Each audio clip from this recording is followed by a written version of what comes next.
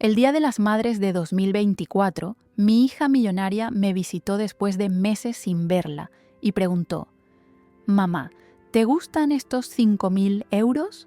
Me quedé perpleja y respondí: «Hija, la iglesia me está ayudando a sobrevivir».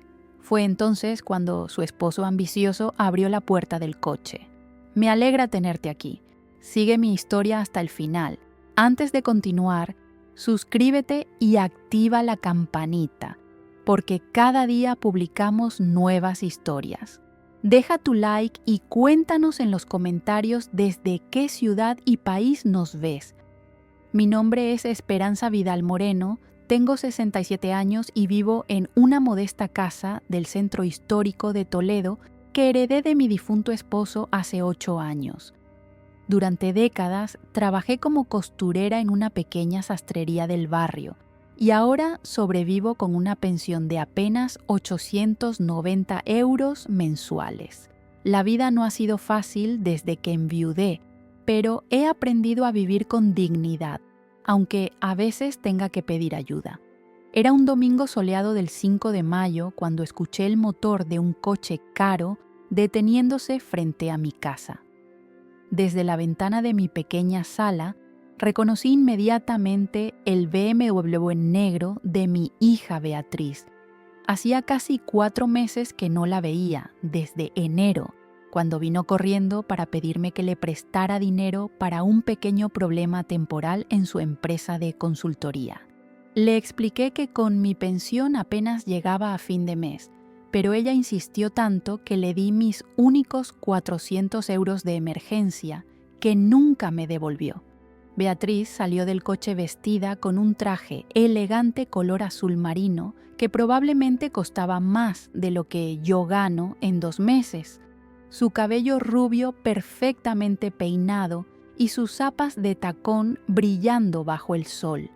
Detrás de ella, su esposo Adrián Santos Ruiz cerró la puerta del conductor con una sonrisa que nunca me ha gustado. Algo en sus ojos siempre me ha parecido calculador, como si estuviera evaluando constantemente el valor de todo lo que ve. «Mamá, ¡feliz Día de las Madres!», gritó Beatriz mientras se acercaba a la puerta principal. Su voz sonaba extrañamente alegre, demasiado forzada para ser natural.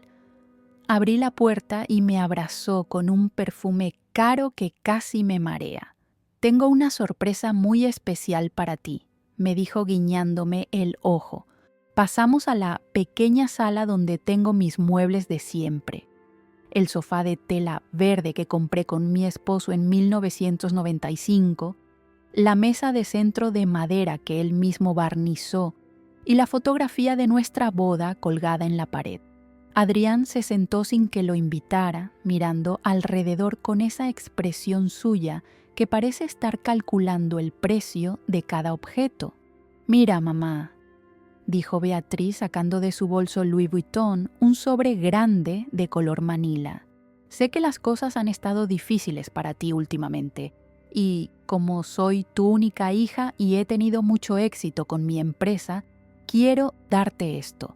Abrió el sobre y sacó un fajo de billetes de 50 euros perfectamente ordenados.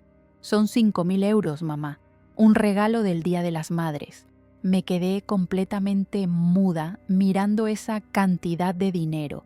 5.000 euros representaban más de 5 meses de mi pensión completa. Era una fortuna para alguien como yo, que a veces tengo que elegir entre comprar medicamentos o comida. «Beatriz, hija, esto es demasiado. ¿De dónde sacaste tanto dinero? Pensé que tu empresa estaba pasando por dificultades». «Oh, mamá, esos fueron problemas temporales. Ahora todo está mejor que nunca», respondió rápidamente, intercambiando una mirada extraña con Adrián. «Firmé varios contratos importantes el mes pasado. Quiero que disfrutes este dinero, que te compres ropa nueva, que vayas a cenar a restaurantes bonitos».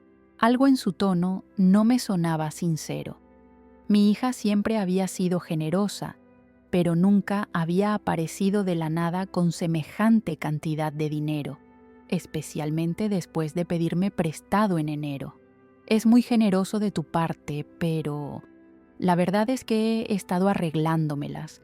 El padre Miguel de la parroquia San Vicente me ayuda con cestas de alimentos cada 15 días y la señora Carmen, mi vecina, me trae pan fresco los domingos. Vi cómo la expresión de Beatriz cambió ligeramente, como si hubiera dicho algo que no esperaba escuchar. Adrián se inclinó hacia adelante en el sofá, con esa sonrisa suya que nunca llega a los ojos. Esperanza, lo que Beatriz está tratando de decirte es que ya no necesitas depender de la caridad. Con este dinero puedes vivir cómodamente durante meses. Pero hijo, le dije dirigiéndome a Adrián, aunque siempre he sentido que esa palabra no le queda bien, 5.000 euros es una suma muy grande. ¿No sería mejor que Beatriz invirtiera ese dinero en su empresa? Mamá, por favor, interrumpió Beatriz con una risa nerviosa. Mi empresa está perfectamente. Además, este dinero viene con una pequeña condición muy simple. Se inclinó hacia su bolso otra vez y sacó una carpeta de documentos. Solo necesito que firmes algunos papeles. Son formalidades, ya sabes, para efectos fiscales. Como estoy regalando una cantidad importante, necesito documentar que fue un regalo legítimo. Adrián asintió enérgicamente. Es solo papeleo, Esperanza. Rutina de negocios, firmas aquí, te quedas con el dinero y todos contentos. Tomé los papeles con manos temblorosas. La letra pequeña parecía bailar frente a mis ojos, que ya no son lo que eran. Pude distinguir palabras como transferencia, propiedad y beneficiario, pero el lenguaje legal era demasiado complicado para mí.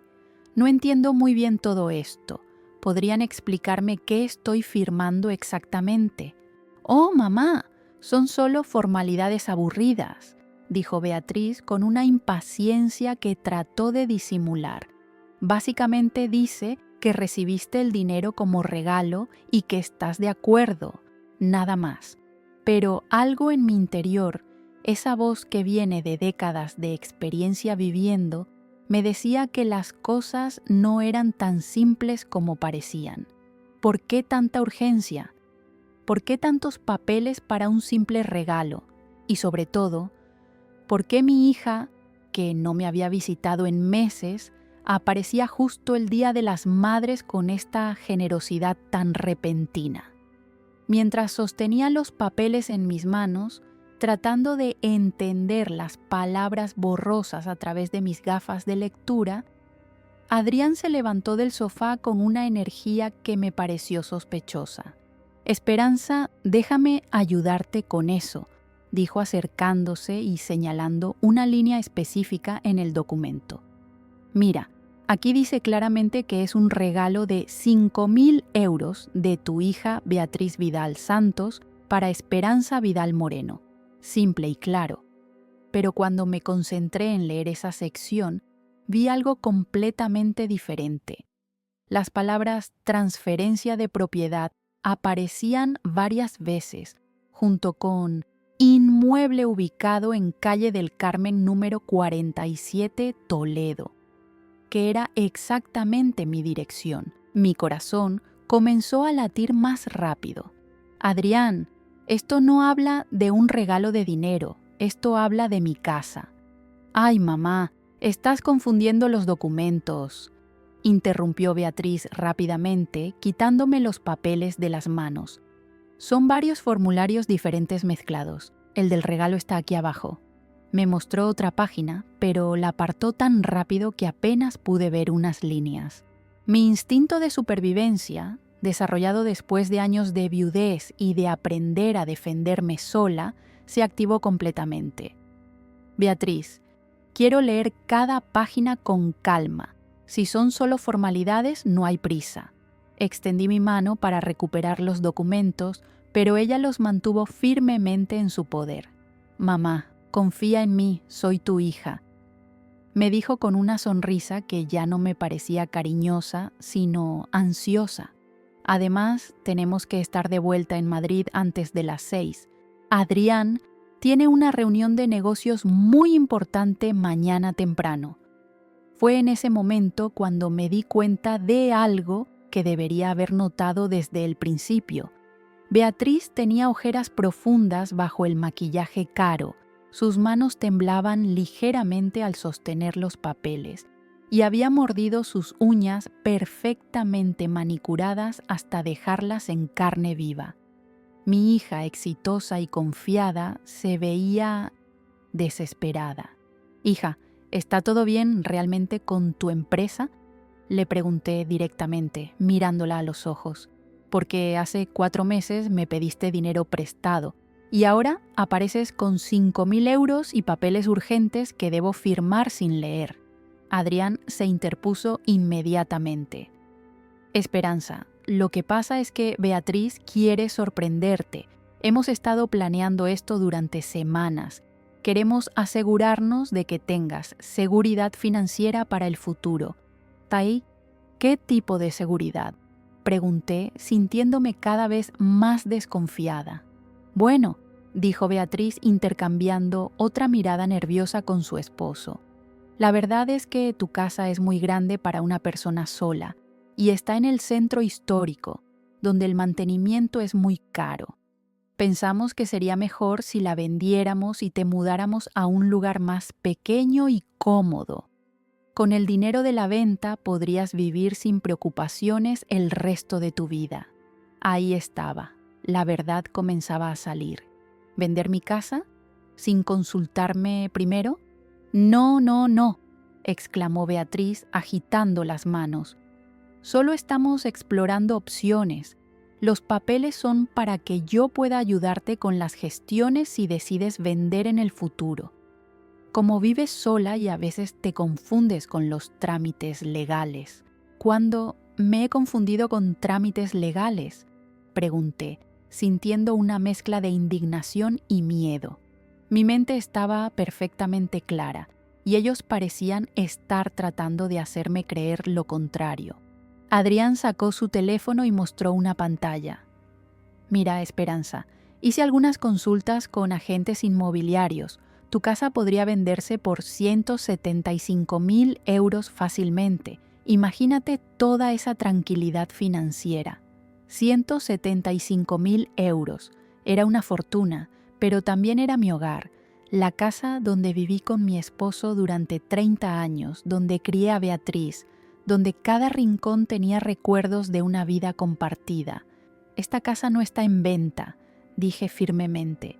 «Mamá, no seas terca», replicó Beatriz con un tono que nunca le había escuchado antes, más duro y menos paciente. «Estás viviendo prácticamente en la pobreza cuando podrías tener dinero más que suficiente.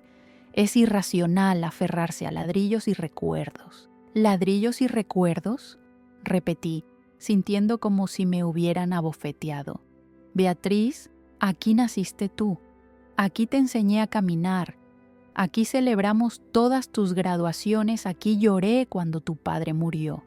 No son solo ladrillos». Adrián suspiró con exageración. «Esperanza, sé sentimental, pero también sé práctica. Beatriz está tratando de ayudarte. Mira tu situación actual. Dependes de la caridad de la iglesia, tu vecina tiene que traerte pan, vives con 890 euros al mes. ¿Es esa la dignidad que quieres para tu vejez?». Sus palabras me dolieron porque había algo de verdad en ellas, pero también porque sonaban calculadas para herirme. Mi situación económica es difícil, es cierto, pero esta casa es lo único valioso que tengo y es mía por derecho propio. «Y seguirá siendo tuya», dijo Beatriz rápidamente. «Solo queremos tener los papeles listos para cuando tomes la decisión. Piénsalo como un seguro, mamá. Si algún día necesitas dinero urgente para un hospital o una emergencia, los documentos ya estarían preparados». Pero yo había vivido demasiado tiempo para creer en coincidencias o en generosidades repentinas sin motivo. ¿Por qué ahora, Beatriz? ¿Por qué exactamente hoy necesitas que firme estos papeles? Se hizo un silencio incómodo. Adrián miró su reloj con impaciencia y Beatriz comenzó a morder su labio inferior. un gesto que hacía desde niña cuando mentía. La verdad es que, comenzó Beatriz, pero Adrián la interrumpió. La verdad es que hay una oportunidad de inversión fantástica que vence esta semana. Si liberamos el capital de la casa ahora, podríamos duplicar o triplicar su valor en 6 meses. Después te compraremos una casa nueva y todavía te sobrará dinero.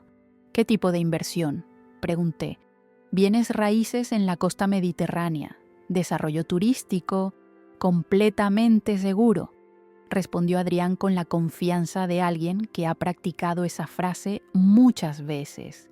Algo en su respuesta automática me convenció de que estaba mintiendo. En mis 67 años de vida había aprendido que cuando alguien dice que algo es completamente seguro, generalmente es todo lo contrario. Necesito tiempo para pensarlo, dije finalmente. «Mamá», exclamó Beatriz con frustración, «el tiempo es justamente lo que no tenemos. Te estoy ofreciendo 5.000 euros ahora mismo y la posibilidad de multiplicar el valor de tu casa. ¿Qué más necesitas para decidirte? Necesito entender por qué mi hija, que no me visitaba desde enero, aparece el Día de las Madres con dinero que no sé de dónde sacó, pidiéndome que firme papeles sobre mi casa sin dejarme leerlos con calma». La máscara de paciencia de Adrián finalmente se resquebrajó. «Esperanza, estás complicando algo muy simple. O confías en tu hija o no confías. Es así de fácil». «Confío en mi hija», respondí mirando directamente a Beatriz, «pero no confío en esta situación». Después de esa conversación tan tensa, Beatriz y Adrián se fueron con la promesa de volver al día siguiente para continuar la conversación. Los vi alejarse en su BMW negro desde la ventana de mi sala, y algo en mi estómago me decía que esto estaba lejos de terminar. Esa noche no pude dormir, dándole vueltas a cada palabra, cada gesto, cada mirada que habían intercambiado. Al amanecer del lunes 6 de mayo, tomé una decisión que cambiaría todo. Necesitaba ayuda profesional. Me vestí con mi mejor vestido azul marino, el mismo que usé para el funeral de mi esposo, y caminé las 6 cuadras hasta la parroquia de San Vicente. El padre Miguel Torres llevaba 3 años ayudándome con las cestas de alimentos y siempre me había parecido un hombre sensato y bien educado. Lo encontré en la sacristía, preparando los ornamentos para la misa de las 9. «Padre Miguel, necesito hablar con usted urgentemente. Es sobre mi hija Beatriz». Se sentó conmigo en una de las bancas del fondo de la iglesia, donde nadie podría escucharnos. Le conté todo: la visita sorpresa, los 5.000 euros, los documentos que no me dejaron leer, la presión para vender mi casa. El padre Miguel me escuchó sin interrumpir, asintiendo ocasionalmente con expresión preocupada. «Esperanza, lo que me describes suena muy irregular», me dijo al final. «En mis años de ministerio he visto muchos casos de abuso financiero hacia personas mayores y lamentablemente algunos involucran a familiares cercanos».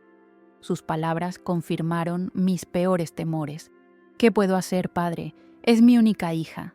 «Primero, necesitas asesoría legal inmediatamente. Conozco a una abogada muy competente que maneja casos como este. Se llama Isabel Morales Ruiz y tiene su despacho cerca de la catedral. Segundo, no firmes nada hasta que un profesional revise cada documento». El padre Miguel hizo una llamada telefónica y me consiguió una cita con la abogada Isabel para esa misma tarde a las 4. «Dile que vienes de mi parte. Ella es de confianza absoluta». Pasé las siguientes horas en un estado de ansiedad que no había experimentado desde la muerte de mi esposo. ¿Estaba traicionando a mi propia hija al buscar ayuda legal? ¿O estaba protegiendo lo poco que me quedaba en la vida? A las 4 en punto, toqué la puerta del despacho de Isabel Morales en la calle Comercio. Era una mujer de unos 45 años, con el cabello castaño recogido en un moño profesional y unos ojos marrones que inspiraban confianza inmediata. Su oficina era pequeña pero organizada, con libros de derecho del suelo al techo y un escritorio cubierto de documentos cuidadosamente ordenados. Señora Vidal, el padre Miguel me contó brevemente su situación por teléfono. Cuénteme todo desde el principio, sin omitir detalles. Le relaté la historia completa una vez más. Isabel tomaba notas en un cuaderno, haciendo preguntas específicas sobre las fechas, los nombres, las cantidades mencionadas. Cuando terminé, se quedó en silencio durante varios minutos, revisando sus apuntes. Señora Vidal, necesito que me responda con total honestidad. Su hija ha tenido problemas financieros recientemente. En enero me pidió prestados 400 euros para un problema temporal en su empresa. Nunca me los devolvió. ¿Ha notado cambios en su comportamiento o apariencia? Ahora que lo dice, sí. Ayer se veía cansada, nerviosa, había mordido sus uñas. Y su esposo parecía desesperado porque firmara los papeles rápidamente. Isabel asintió gravemente. Voy a ser directa con usted. Lo que me describe es un patrón clásico de estafa patrimonial familiar. Alguien necesita dinero urgentemente y ve la propiedad de un familiar mayor como la solución más fácil. Sus palabras me cayeron como un balde de agua fría. ¿Está diciendo que mi hija quiere robarme mi casa? Estoy diciendo que necesitamos investigar inmediatamente cuál es la verdadera situación financiera de su hija. ¿Tiene usted algún documento de los que le pidieron firmar? No, se los llevaron todos, pero recuerdo que mencionaban transferencia de propiedad y mi dirección exacta. Isabel se levantó y fue hacia una computadora en el rincón de la oficina. Voy a hacer algunas consultas en el registro mercantil. ¿Cuál es el nombre completo de la empresa de su hija? Consultoría Vidal Santos S.L. Está ubicada en Madrid. Durante los siguientes 20 minutos, Isabel tecleó y hizo llamadas telefónicas. Su expresión se volvía más seria con cada pantalla que revisaba. Finalmente, se volvió hacia mí con una cara que no me gustó nada. Señora Vidal, tengo noticias muy preocupantes. La empresa de su hija está reportada como morosa en varios registros comerciales.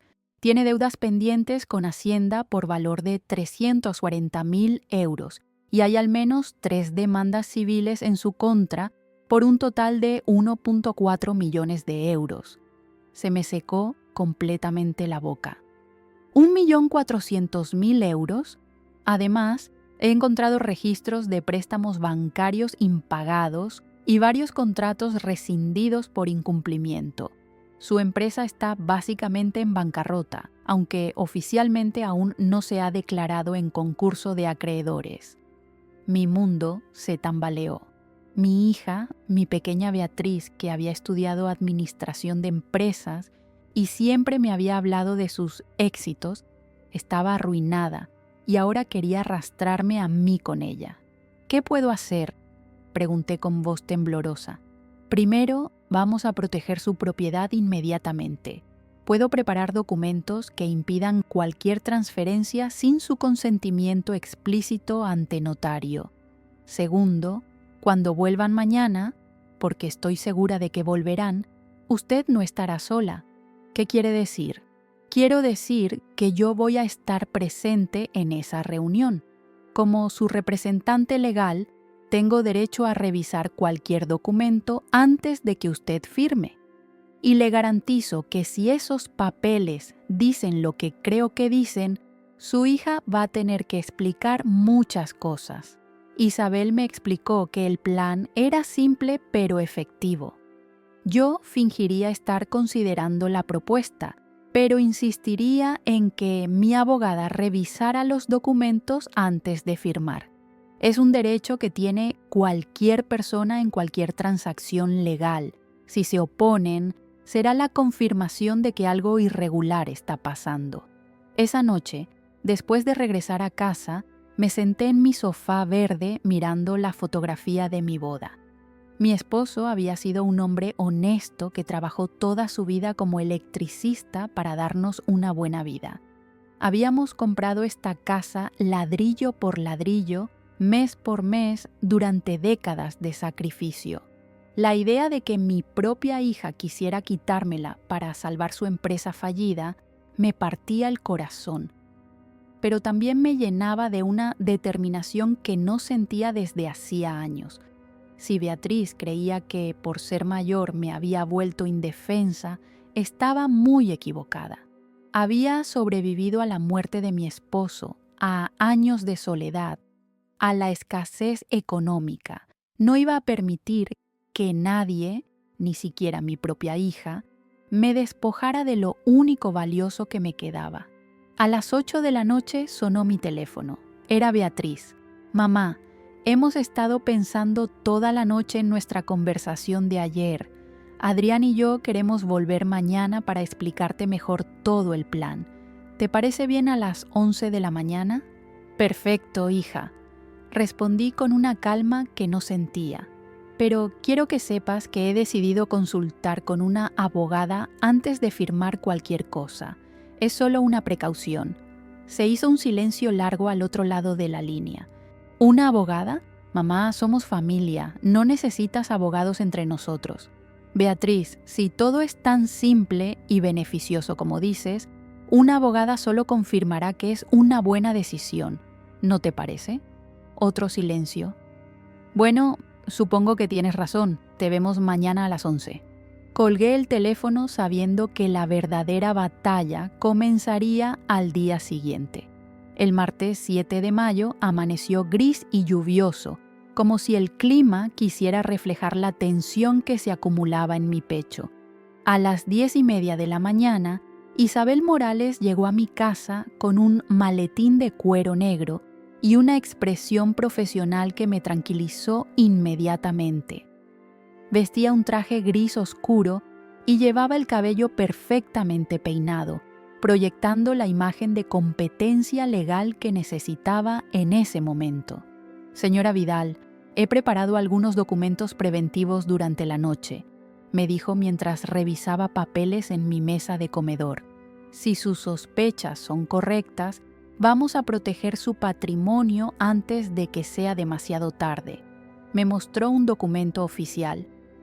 Esto es una declaración notarial que establece que usted está en plenas facultades mentales y que cualquier transferencia de propiedad debe realizarse únicamente con asesoría legal independiente.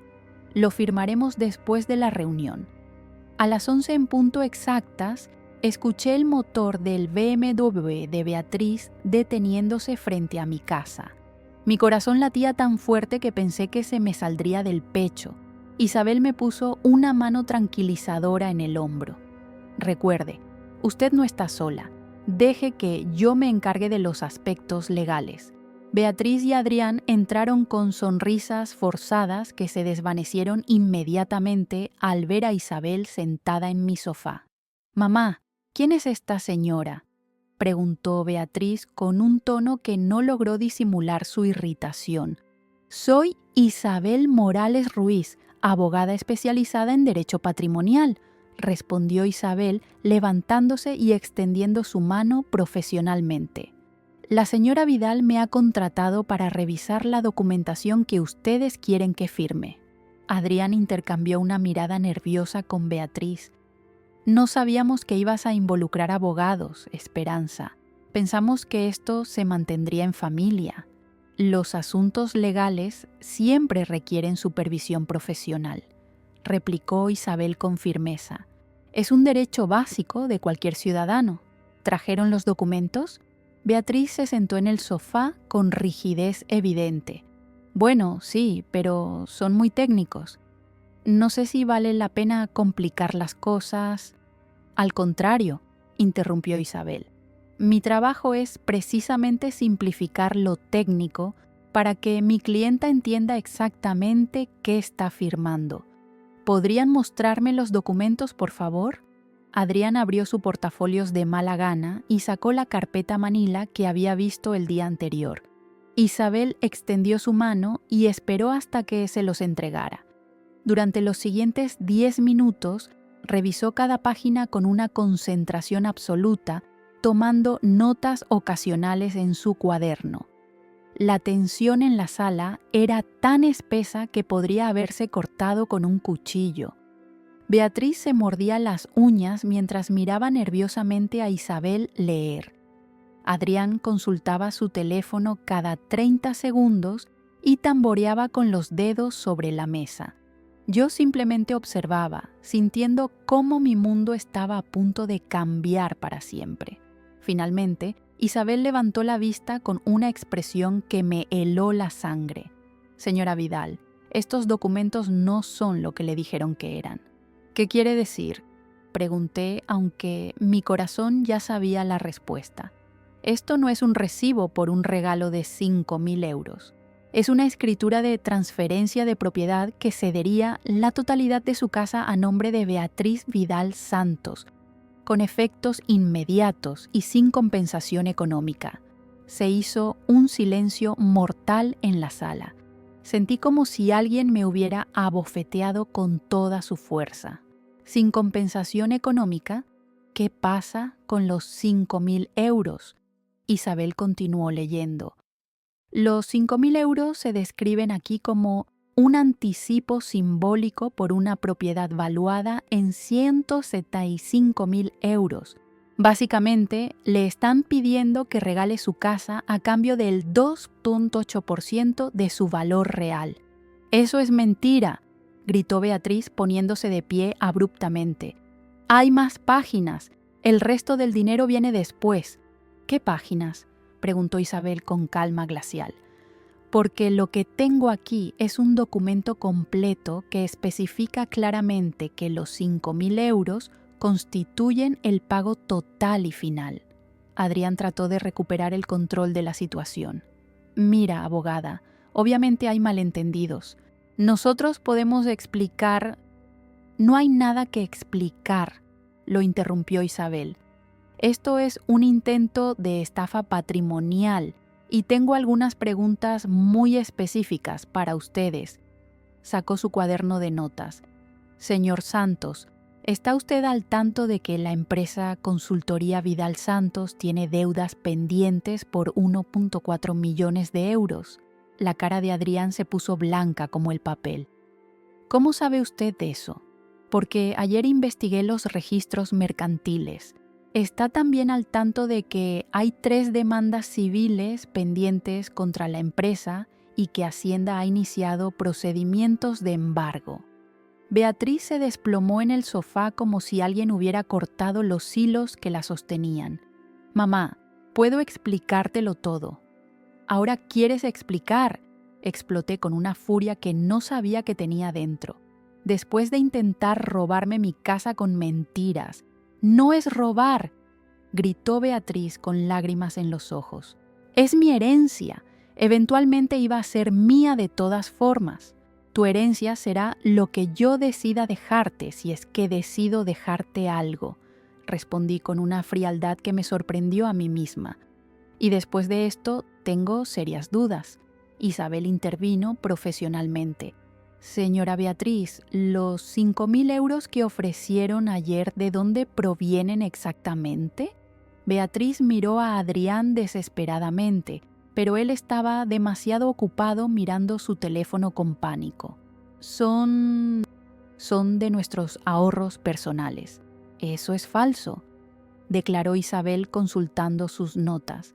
«Porque según los registros bancarios que pude consultar, ustedes tienen las cuentas personales embargadas desde marzo. ¿De dónde sacaron realmente ese dinero?». El silencio que siguió fue ensordecedor. Finalmente, Adrián habló con voz quebrada. «Lo pedimos prestado». «¿A quién?». A un prestamista privado». Isabel y yo intercambiamos una mirada de comprensión mutua. «¿Un usurero?», pregunté sintiendo náuseas. «Solo temporalmente», exclamó Beatriz. «El plan era recuperarlo inmediatamente con la venta de la casa. Mamá, si no conseguimos el dinero antes del viernes, ¿van a qué?». preguntó Isabel. Adrián se puso de pie violentamente. Van a romper las piernas de Beatriz. ¿Estás contenta ahora? Tu hija va a terminar en el hospital por tu egoísmo. Sus palabras me impactaron como una bofetada, pero Isabel mantuvo la calma. Señor Santos, amenazar a una persona mayor constituye un delito, y lo que acabas de describir es extorsión criminal. No es extorsión, gritó Adrián. Es desesperación. Esta mujer vive sola en una casa que vale una fortuna mientras su propia hija está a punto de ser asesinada por deudores. Adrián, cállate, le gritó Beatriz. Pero ya era demasiado tarde. Isabel tomaba notas furiosamente. Así que el plan era usar dinero de usureros para sobornar a la señora Vidal, hacerla firmar documentos fraudulentos para transferir su propiedad, vender la casa inmediatamente para pagar a los prestamistas ilegales y presumiblemente quedarse con la diferencia. No era así, sollozó Beatriz. Íbamos a cuidar de mamá. Íbamos a buscarle un apartamento bonito. ¿Con qué dinero?, pregunté. ¿Si toda la venta iba a parar a los usureros? Beatriz se quedó sin respuesta. La verdad era obvia. Una vez que tuvieran mi casa, yo me habría quedado sin nada, sin hogar, sin patrimonio, completamente dependiente de su caridad, si es que decidían tenerla conmigo. Isabel cerró su cuaderno con un sonido seco. Esta reunión ha terminado. Señores Santos, les sugiero que busquen asesoría legal inmediatamente para sus problemas financieros, porque lo que han intentado hacer aquí constituye varios delitos graves. ¡Esperanza!, gritó Beatriz mientras Adrián la arrastraba hacia la puerta. Soy tu única hija. No puedes abandonarme. Me levanté del sofá con una dignidad que no sabía que todavía tenía. Beatriz, tú me abandonaste a mí el momento que decidiste verme como un objeto que vender en lugar de como tu madre. Las vi alejarse por última vez, sabiendo que mi vida había cambiado para siempre. Después de que Beatriz y Adrián se marcharan con sus mentiras y desesperación al descubierto, me quedé sentada en mi sofá verde, sintiendo una mezcla extraña de alivio y dolor profundo. Isabel se sentó a mi lado y me ofreció un vaso de agua con la gentileza de alguien que había visto muchas tragedias familiares similares. Señora Vidal, sé que esto ha sido muy duro, pero ha tomado la decisión correcta, me dijo mientras guardaba sus documentos. Ahora necesitamos actuar rápidamente para protegerla completamente. Durante las siguientes 2 horas, Isabel me explicó todo lo que debíamos hacer. Primero, íbamos a ir al notario para firmar la declaración de competencia mental y establecer medidas de protección patrimonial. Segundo, ella se encargaría de reportar el intento de estafa a las autoridades competentes. Tercero, y esto me sorprendió, me sugirió considerar donar mi casa a una fundación benéfica que me permitiera vivir en ella el resto de mi vida. ¿Donar mi casa? ¿No es eso exactamente lo que Beatriz quería conseguir? No, me explicó pacientemente. Beatriz quería robársela para venderla y quedarse con el dinero. Yo le propongo donarla a la Fundación San Vicente, la misma que maneja el Padre Miguel, con la condición de que usted mantenga el derecho de habitación vitalicio. Así, nadie podrá nunca quitársela, venderla o usarla como garantía de deudas. La idea me pareció brillante y al mismo tiempo liberadora. ¿Y qué pasa si Beatriz regresa con más amenazas o presiones? Si su casa ya no es legalmente suya, no hay nada que ella pueda hacer. Además, la fundación se hará cargo de todos los gastos de mantenimiento y usted recibirá una pequeña pensión adicional mensual. Esa misma tarde fuimos al notario, donde firmé todos los documentos necesarios. El notario, don Fernando Jiménez Castillo, fue muy meticuloso explicándome cada cláusula. Al final del día, mi casa seguía siendo mi hogar, pero ahora estaba protegida para siempre de cualquier manipulación familiar. Durante las siguientes semanas, mi vida cambió de maneras que nunca había imaginado. El padre Miguel me visitaba regularmente, no solo para traer cestas de alimentos, sino para asegurarse de que me estuviera adaptando bien a mi nueva situación legal. La Fundación San Vicente me asignó una trabajadora social, Carmen Ruiz López, una mujer de unos 50 años con una calidez maternal que me recordaba a mi hermana fallecida. Pero lo que más me impactó fue el silencio absoluto de Beatriz. Después de nuestra confrontación del 7 de mayo, no volví a saber nada de ella. No llamadas, no visitas, no mensajes. Era como si hubiera decidido que si no podía tener mi casa, entonces no me quería a mí tampoco en su vida.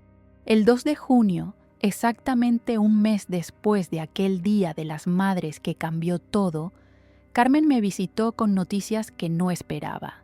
Señora Esperanza, hemos recibido información sobre su hija a través de contactos legales. Pensamos que debería saberlo. Se sentó en mi sofá con expresión seria. La empresa consultoría Vidal Santos fue oficialmente declarada en bancarrota el 20 de mayo.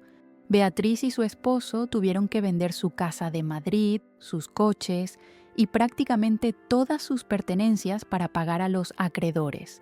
Sentí una punzada de dolor maternal, a pesar de todo lo que había pasado. ¿Y dónde están viviendo ahora? Según nuestros informes, se mudaron a un apartamento de alquiler muy pequeño en las afueras de Madrid. Adrián consiguió trabajo como vendedor en una tienda de electrodomésticos y Beatriz está trabajando como secretaria en una oficina. La imagen de mi hija, que siempre había sido tan orgullosa y exitosa, viviendo en la pobreza y trabajando en empleos humildes, me partía el corazón. Pero también sabía que esas consecuencias eran el resultado directo de sus decisiones. ¿Ha intentado contactarla?, preguntó Carmen gentilmente. No, respondí después de pensarlo cuidadosamente. Y ella tampoco me ha contactado a mí. Creo que ambas necesitamos tiempo para procesar lo que pasó.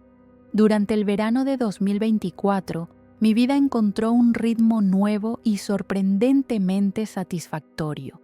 La pensión adicional de la fundación me permitía vivir con más dignidad. Ya no tenía que depender completamente de las cestas de alimentos de la iglesia. Pude comprarme ropa nueva, ir al médico regularmente y hasta darme pequeños gustos como cenar ocasionalmente en el restaurante del barrio. Isabel se había convertido en algo más que mi abogada. Era una amiga que me visitaba cada 2 semanas para asegurarse de que todo estuviera bien. Un día de agosto me trajo noticias inesperadas. Esperanza, he recibido una carta de Beatriz dirigida a usted. Llegó a mi oficina porque aparentemente no se atrevía a enviársela directamente a su casa. Tomé la carta con manos temblorosas. El sobre tenía mi nombre escrito con la letra de Beatriz, esa caligrafía perfecta que había admirado desde que era pequeña. La abrí lentamente y comencé a leer. Querida mamá, sé que no tengo derecho a escribirte después de lo que pasó, pero necesito que sepas que no pasa un día sin que me arrepienta de mis acciones. Nunca quise lastimarte. La desesperación y los consejos de Adrián me hicieron tomar las decisiones más estúpidas de mi vida. La carta continuaba por 3 páginas, describiendo su nueva vida humilde, su trabajo como secretaria y cómo había aprendido el valor real del dinero después de perderlo todo. Terminaba con una petición simple. No te pido que me perdones inmediatamente porque sé que no lo merezco. Solo te pido que algún día me permitas intentar ser la hija que merecías tener. Isabel observó mi cara mientras leía. ¿Qué piensa hacer? No lo sé, admití. Una parte de mí quiere creer que ha aprendido la lección. Otra parte tiene miedo de que sea otra manipulación. ¿Puedo darle un consejo profesional que también es personal? Asentí. El perdón no significa olvidar. El perdón no significa volver a las relaciones anteriores. El perdón significa liberarse del peso del rencor, pero manteniendo los límites necesarios para protegerse. Sus palabras resonaron profundamente en mí. Esa noche escribí una respuesta a Beatriz. Fue breve pero honesta. Hija, recibí tu carta. Aprecio tu arrepentimiento, pero necesito tiempo para sanar. Si realmente has cambiado, demuéstralo con acciones, no con palabras. Cuando esté lista, te contactaré. En septiembre, Carmen me informó que Beatriz y Adrián se habían separado. Aparentemente, la presión financiera y las recriminaciones mutuas habían destruido su matrimonio. Beatriz ahora vivía sola en un estudio pequeño y trabajaba 2 empleos para sobrevivir. ¿Cree que debería contactarla?, le pregunté a Carmen. Esa decisión solo puede tomarla usted, pero puedo decirle que hemos verificado toda la información. Realmente está viviendo con muy pocos recursos y no ha intentado ningún otro esquema financiero dudoso. A finales de octubre, exactamente 6 meses después del Día de las Madres que cambió nuestras vidas, tomé una decisión. Llamé a Beatriz. «¿Mamá?». Su voz sonaba quebrada, como si hubiera estado llorando. «Beatriz, ¿podrías venir a visitarme el próximo domingo?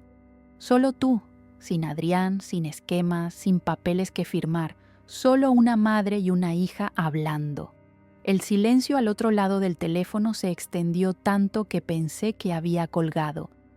Finalmente escuché un susurro. «¿De verdad me lo permites?». «Sí, pero con condiciones claras. Esta casa ya no es mía legalmente, así que no hay nada que puedas intentar quitarme. Vienes como hija, no como empresaria. ¿Está claro?». «Perfectamente claro, mamá». «Gracias». Cuando colgué el teléfono, sentí una mezcla de nervios y esperanza. No sabía si estaba tomando la decisión correcta, pero sabía que era la decisión humana. A los 67 años había aprendido que la vida es demasiado corta para cargar para siempre con el peso del rencor, pero también demasiado valiosa para repetir los mismos errores. El domingo siguiente me prepararía para recibir a mi hija nuevamente, pero esta vez como una mujer que había aprendido a proteger su dignidad sin perder su capacidad de amar. El domingo 3 de noviembre de 2024 amaneció fresco pero soleado, uno de esos días otoñales que invitan a la reflexión. Me levanté temprano, como siempre, pero esta vez con una sensación diferente en el pecho. Después de 6 meses sin ver a Beatriz, finalmente iba a recibirla en mi casa bajo términos completamente nuevos. Me vestí con cuidado especial, mi vestido granate de manga larga, el que mi esposo siempre decía que me hacía ver elegante, y me peiné el cabello blanco en un moño bajo que me daba un aspecto digno pero maternal. Quería que Beatriz me viera como la mujer fuerte en la que me había convertido, no como la víctima vulnerable que casi fui. A las 11 de la mañana escuché pasos lentos acercándose a mi puerta. Eran pasos diferentes a los que recordaba, más pausados, menos seguros. Cuando abrí la puerta, apenas reconocí a la mujer que tenía enfrente. Beatriz había adelgazado considerablemente. Su cabello rubio, antes siempre perfecto, ahora se veía opaco y estaba recogido en una cola de caballo simple. Llevaba jeans desteñidos, una camiseta básica color blanco y zapatillas deportivas gastadas. Pero lo que más me impactó fueron sus ojos. Ya no tenían esa confianza arrogante que recordaba, sino una humildad profunda mezclada con nerviosismo genuino. «Hola, mamá», me dijo con voz suave, casi susurrando. «Hola, Beatriz, pasa por favor». Se sentó en el borde del sofá con la postura de alguien que no está seguro de ser bienvenido. Durante varios minutos nos miramos en silencio, 2 mujeres que habían compartido una vida pero que ahora eran prácticamente extrañas. «Mamá, antes que nada quiero pedirte perdón. comenzó con lágrimas en los ojos, no solo por lo que intenté hacer con la casa, sino por haber perdido de vista quién eres realmente. Durante meses te vi como una solución a mis problemas, no como mi madre. Sus palabras sonaban diferentes a las de la carta, más maduras, más reflexionadas. ¿Qué ha cambiado, Beatriz? Todo, respondió limpiándose las lágrimas con el dorso de la mano. Perder la empresa, perder la casa, perder el matrimonio, trabajar limpiando oficinas hasta las 10 de la noche, me obligó a recordar quién era antes de que el éxito y el dinero me cambiaran. Me contó sobre su nueva vida con una honestidad brutal que nunca le había conocido. Trabajaba como secretaria en una pequeña consultoría médica de lunes a viernes y los fines de semana limpiaba oficinas para pagar el alquiler de su estudio de 25 metros cuadrados en las afueras de Madrid. ¿Y Adrián?, pregunté. Se fue en agosto, dijo encogiéndose de hombros. Dijo que no había firmado para vivir en la pobreza, que yo había arruinado su futuro. La verdad es que fue un alivio cuando se marchó. Me di cuenta de que muchas de las decisiones más estúpidas que tomé fueron influenciadas por su ambición. Pero tú eras la dueña de la empresa. Sí, pero él me convenció de que necesitábamos crecer rápidamente, tomar préstamos grandes, firmar contratos que estaban fuera de nuestro alcance. Cuando los contratos se cancelaron por la crisis económica, las deudas se volvieron impagables. Se quedó callada por un momento. Pero no voy a culparlo completamente. Yo tomé las decisiones finales. Yo firmé los documentos. Me levanté y fui a la cocina a preparar té. Necesitaba unos minutos para procesar todo lo que estaba escuchando. Cuando regresé con la bandeja, Beatriz estaba mirando la fotografía de mi boda con una expresión nostálgica. ¿Recuerdas cuando papá me enseñó a andar en bicicleta en el patio de atrás?, me preguntó sin apartar la vista de la foto. Por supuesto. Te caíste 15 veces y te levantaste 16. Esa era yo antes, la que se levantaba después de cada caída. No sé cuándo me volví la persona que prefería tumbar a otros en lugar de levantarme por mí misma. Servimos el té en silencio. Finalmente decidí hacer la pregunta que me había estado carcomiendo durante meses. Beatriz, ¿realmente habrías sido capaz de dejarme sin casa, sin nada? Se quebró completamente. Lloró durante varios minutos antes de poder responder. Mamá, yo me había convencido de que te iba a cuidar después, que te buscaría un apartamento bonito, que te visitaría seguido, que todo iba a estar bien. Pero la verdad es que después de pagar a los usureros no habría quedado casi nada y probablemente habría encontrado excusas para no cumplir mis promesas. Su honestidad brutal me dolió, pero también me tranquilizó. Esta era la verdad que necesitaba escuchar, no más mentiras piadosas. ¿Sabes qué fue lo que más me dolió?, le pregunté. No fue que quisieras mi casa, fue que me mintieras, que me trataras como si fuera tonta, que creyeras que por ser mayor había perdido la capacidad de pensar. Tienes razón, eso fue lo más cruel de todo. Hablamos durante casi 4 horas. Me contó sobre su trabajo actual, sobre cómo había aprendido a vivir con 900 euros al mes, sobre las amistades que había perdido cuando se corrió la voz de su bancarrota. También me habló de las cosas buenas, cómo había redescubierto el placer de cocinar comidas simples, cómo había empezado a leer novelas otra vez, cómo había hecho amistad con sus compañeras de trabajo. ¿Eres feliz?, le pregunté directamente. Lo pensó cuidadosamente antes de responder. No soy feliz, pero estoy en paz. Por primera vez en años duermo bien por las noches porque no tengo que fingir ser alguien que no soy. Cuando llegó la hora de que se fuera, caminamos juntas hasta la puerta. Mamá, ¿crees que algún día podremos tener una relación normal otra vez? No lo sé, le respondí honestamente. pero creo que hoy hemos dado el primer paso. Si realmente has cambiado, el tiempo lo demostrará. Puedo volver a visitarte. Sí, pero gradualmente, una vez al mes por ahora. Y quiero que sepas que esta casa ya no forma parte de ninguna herencia futura. Pertenece a la fundación.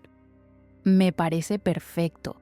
Prefiero verte viviendo aquí cómodamente que saber que algún día podría heredar algo que no merezco.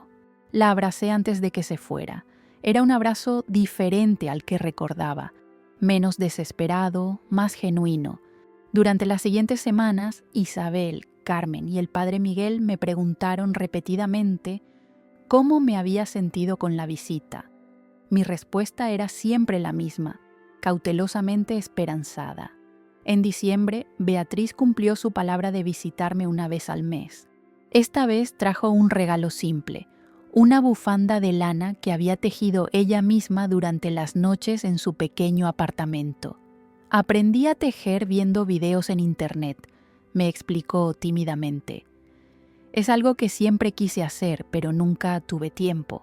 Para enero de 2025, nuestras visitas mensuales se habían convertido en una rutina confortable. Beatriz me contaba sobre su trabajo, sus nuevos planes de estudiar contabilidad por las noches y sus pequeños logros como aprender a arreglar cosas rotas en su apartamento. Yo le contaba sobre mis actividades con la fundación, sobre cómo había empezado a ayudar como voluntaria en la parroquia organizando las cestas de alimentos para otras personas mayores en situación vulnerable. Me da mucha alegría verte ayudando a otros, me dijo durante su visita de febrero. Siempre fuiste generosa, pero ahora tienes una sabiduría que solo viene de haber superado algo muy difícil. Beatriz, ¿puedo preguntarte algo personal? Por supuesto. ¿Alguna vez te arrepientes de no haber conseguido mi casa? Se quedó pensativa por un largo momento. Mamá, te voy a decir algo que puede sonarte extraño. Estoy agradecida de que me hayas detenido. Si hubiera conseguido la casa y hubiera pagado a los usureros, habría seguido viviendo en la mentira. Habría encontrado otra manera de gastar el dinero, habría vuelto a endeudarme, habría terminado perdiendo todo eventualmente, pero sin haber aprendido nada. Y ahora sé lo que vale realmente cada euro que gano. Sé lo que significa trabajar honestamente por algo. Y sobre todo, sé la diferencia entre necesitar algo y quererlo. En marzo de 2025, 2 años después de aquel fatídico Día de las Madres, me di cuenta de que había logrado algo que parecía imposible. Había recuperado a mi hija sin sacrificar mi dignidad. No era la misma relación que teníamos antes. Esa había estado construida sobre bases falsas. Esta nueva relación estaba cimentada en el respeto mutuo, la honestidad y límites claros. Beatriz seguía siendo mi hija, pero yo ya no era la madre ingenua que confiaba ciegamente. Éramos 2 mujeres adultas que habían elegido conscientemente reconstruir su vínculo desde cero. Y eso, descubrí, era mucho más valioso que cualquier casa. Si esta historia te ha gustado, apóyanos con un like, suscríbete al canal y déjanos tus opiniones en los comentarios. Para escuchar la siguiente historia, haz clic en la caja que aparece a la izquierda. Gracias por acompañarnos.